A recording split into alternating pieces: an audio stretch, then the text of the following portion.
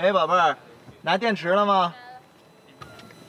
All right, so we're on Georgia Tech campus and we're gonna film in that building, but first I gotta find parking.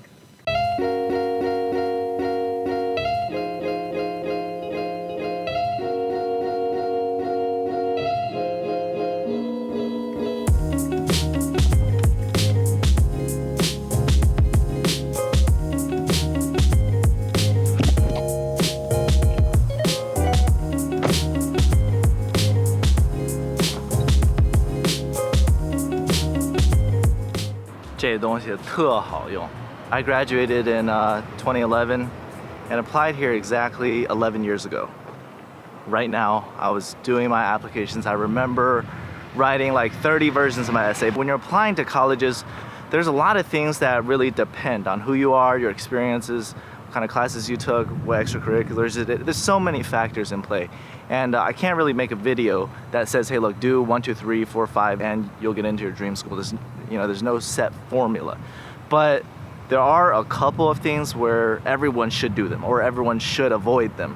And this is what this video is about. So there's 4 points right here, credentials right here. I'm not an agent. Crystal's in that building. We're gonna go in there, get the tripod, and start the video.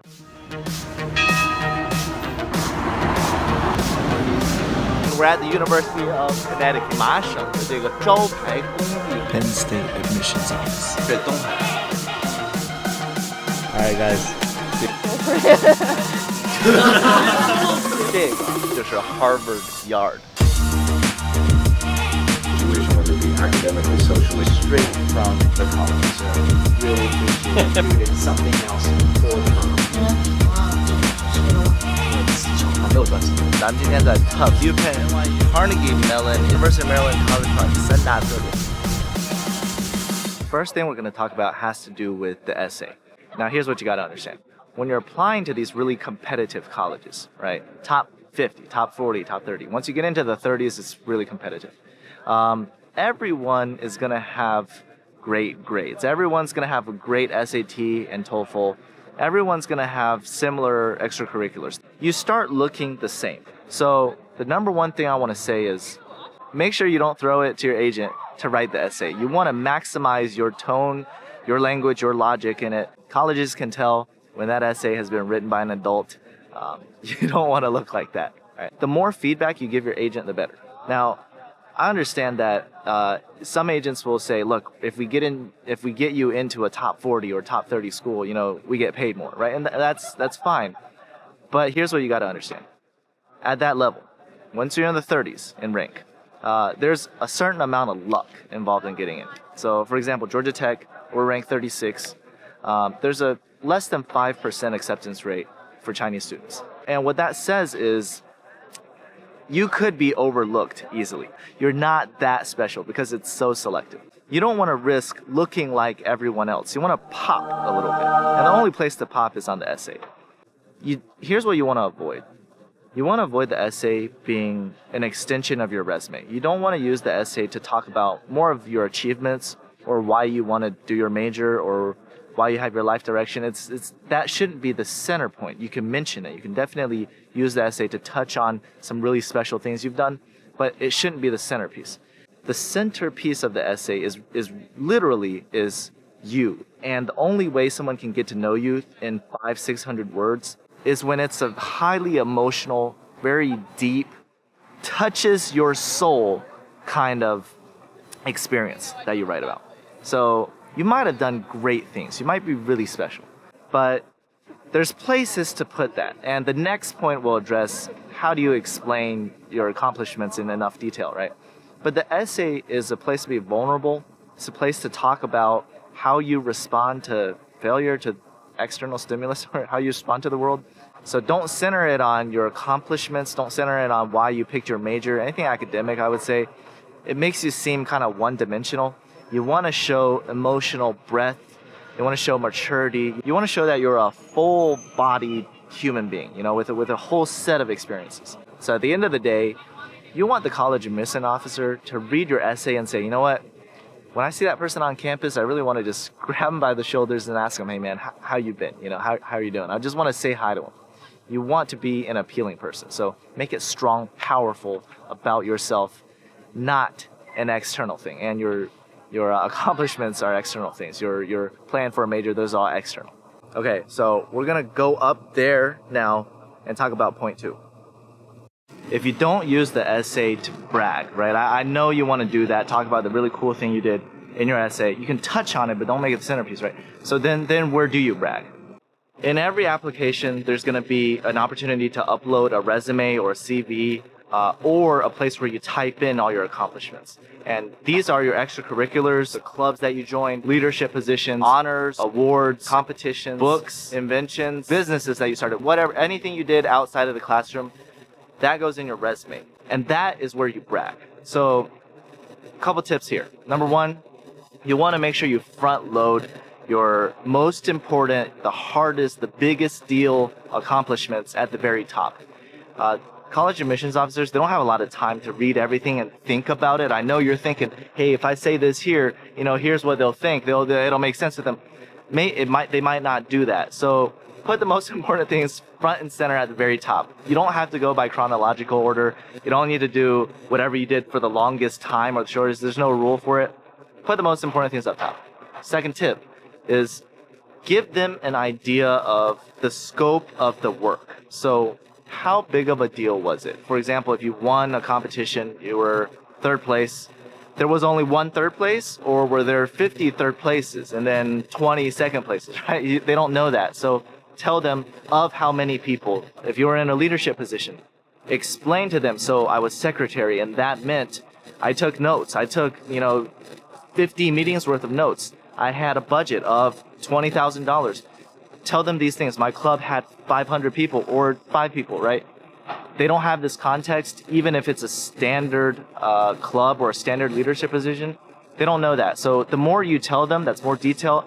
And it also tells them, hey, he recognized the impact. He recognized the significance of his position. In your resume, in that area where you can type your accomplishments, give context. How many people? How long did you do it for? What was the impact? What was the scope? What was the before and after, right? So before you were there, what was it like? After you left, it's like the best thing in the world, right? Tell them that, and that's where you brag.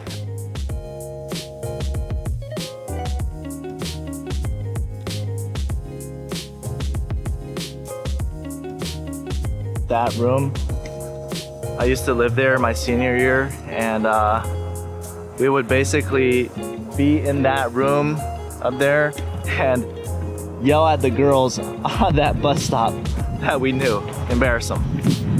Needless to say, I didn't date anyone my 4 years in my undergrad. This school is like 75% men, and the women are very, very proud.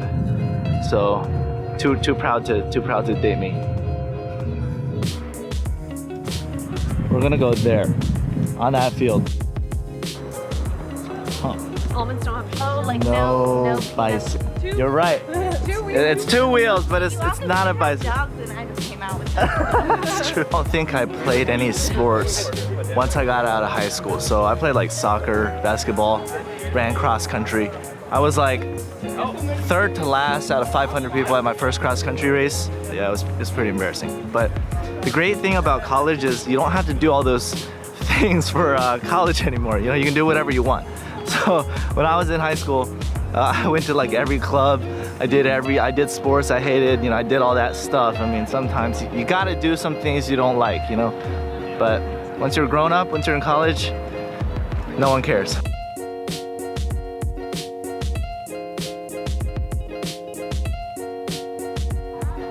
All right, so the third thing we want to talk about has to do with recommendation letters.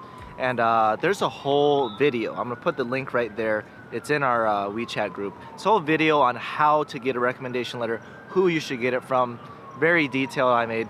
Check it out, it's useful. On recommendation letters. So, number 1, do not get a famous or high up person that you have no relationship with. Do not get Xi Jinping to write your rec unless you see him at least once every 2 weeks for 6 months. So that's kind of the limit of how well they need to know you. If you can, If you're going to school in America, don't get a recommendation letter from a Chinese person. It's just a cultural thing. In China, it's more about who you know. Of course, they're gonna write something nice for you. You know, our culture is not that confrontational, so people are not gonna say bad things about you, and colleges know that. So try to avoid a Chinese teacher if you can. Use an American person. Here's the cultural context of all that. It sounds totally politically incorrect. In China, we're used to teachers just teaching, right? They give you knowledge one way, they teach you something, and there's not much for discussion, right? Knowledge is knowledge.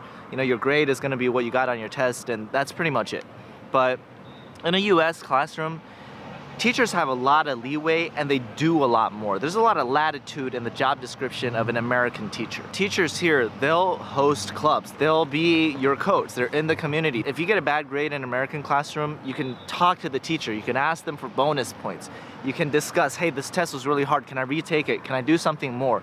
There's a lot more back and forth, more interaction between students and teachers. So the recommendation letter really builds from that experience, and they write all that nitty-gritty stuff into your rec. Get someone who knows you well, someone that can write about genuinely who you are, right? They've seen you make a sacrifice, or the hardship you went through, or they've witnessed a genuine act from you. Okay, last one. That's the gym, right? That's Georgia Tech's gym. So they built that for the Olympics, and after that they turned it over to the school, and yeah, Tech students use that. I never use it. I used it like twice.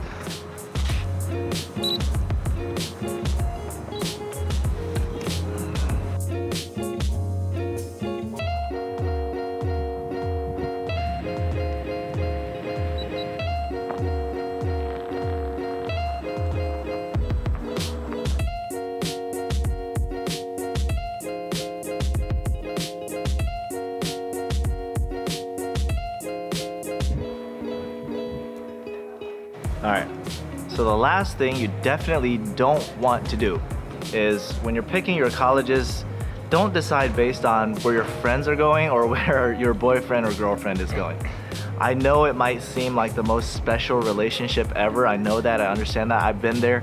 But truth of the matter is, you're like 18 or 19 years old and you're gonna meet a ton of really interesting, beautiful people. You're gonna get curious. He or she is gonna get curious. So apply to different schools or apply to the same, but don't make that decision based on where your friends are going. All right guys, that's it. Share the video, share it with your friends, tweet us, like us, do all that. I really appreciate everyone who shared the last video. It was like 50 WeChat moments in a row. Share this one, like us, and subscribe. Do this whole subscription thing on the WeChat channel. Thank you, and I'll see you next time.